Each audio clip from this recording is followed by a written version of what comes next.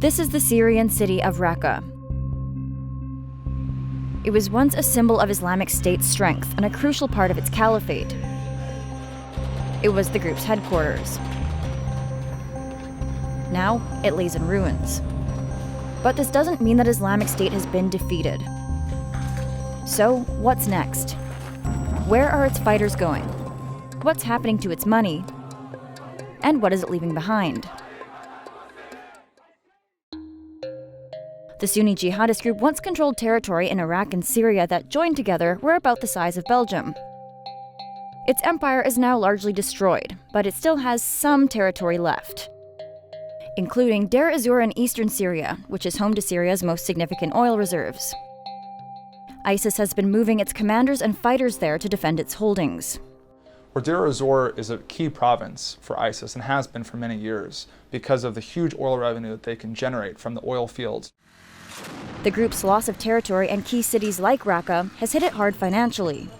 These are areas where they could tax and extort from the local population, confiscate goods from the people that live there, and generally buttress their financial fortunes. Farmers would constantly talk about how if they harvested, let's say, 10 bags of potatoes, they'd have to give one over. That's an imprecise figure, obviously, but but you get the gist of it. I mean, they have their own rigorous tax standards.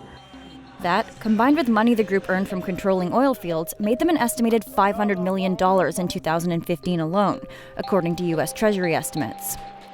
There were reports in Iraq that as ISIS has lost territory, they've decided to redirect funds to buy legitimate businesses, such as hospitals, hotels, restaurants, etc., in order to use their funds in a money laundering campaign in order to better liquefy the illicit funds that they had earned from the past couple of years. Counterterrorism officials say it's a matter of when, not if, the terror group will return. Islamic State leaves behind radicalized youths, an extensive internet network that's still actively recruiting new jihadis, and its existing fighters. Oh Muwahid in America, does it not pain you to see your brothers with their honor have been violated and their bodies have been torn into pieces by the American airstrikes? So what we're seeing is that foreign fighters tend to fight to the death because they know that they're going to meet a pretty inglorious end.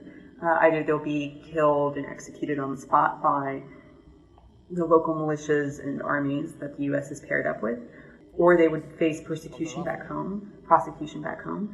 Locals, however, you see them, they have a greater success of trying to blend in.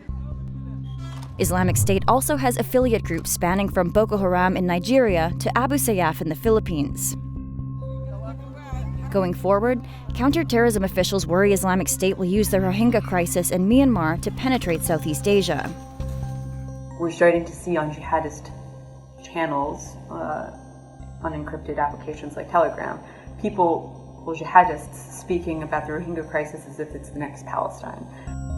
Power vacuums in weak states like Libya, Yemen, Nigeria, and the Philippines are also at risk for exploitation. And experts say the group will also prioritize attacking Western capitals to stay relevant. So the group's self-declared caliphate has met its end, but Islamic State's presence and influence abroad still remains.